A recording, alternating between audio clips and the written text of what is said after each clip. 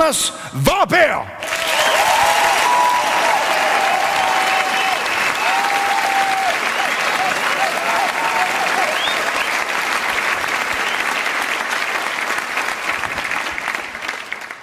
I know.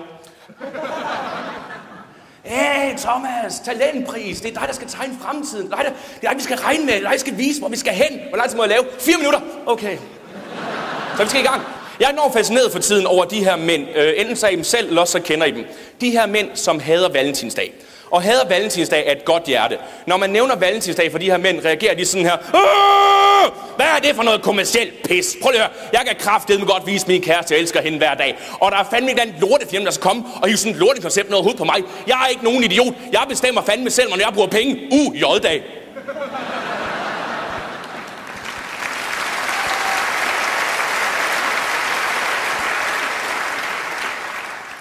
Min kæreste sagde for nyligt noget af det mest ulækre, jeg nogensinde har hørt et menneske sige i hele mit liv.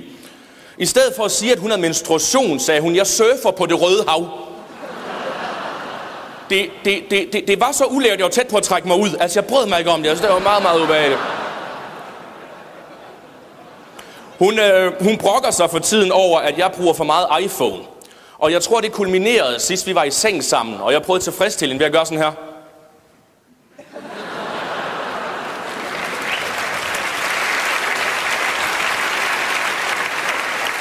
Selvfølgelig bedre end dengang, vi havde tryktelefonen sådan.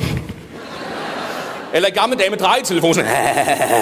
Eller helt gamle. Sådan, central! Jeg spurgte Lyngby! Error! 1682! Poulsen! Poulsen! Kom ind! Poulsen!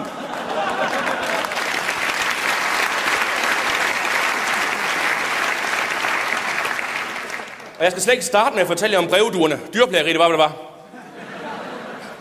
Jeg talte på et tidspunkt med en pige, som læste lingvistik. Lingvistik, som er læren om danske dialekter og... Men hun fortæller mig så, at rigsdansk, det er Nordsjællands dialekt, som vi har valgt at sige, om så det vi taler og det vi skriver. Og vi har ikke valgt det af en grund, vi har bare sagt, ja, hvorfor ikke? Giver du række med juicen? Og det vil sige, rent teoretisk, så kunne alle vores bøger være skrevet med hvilken som helst dialekt, for så kunne det have været rigsdansk. Det vil sige, rent teoretisk kunne vi have haft en Harry Potter-lydbog på sønderjysk. Det ville jeg have elsket at høre. Bare kunne lave den der. Play.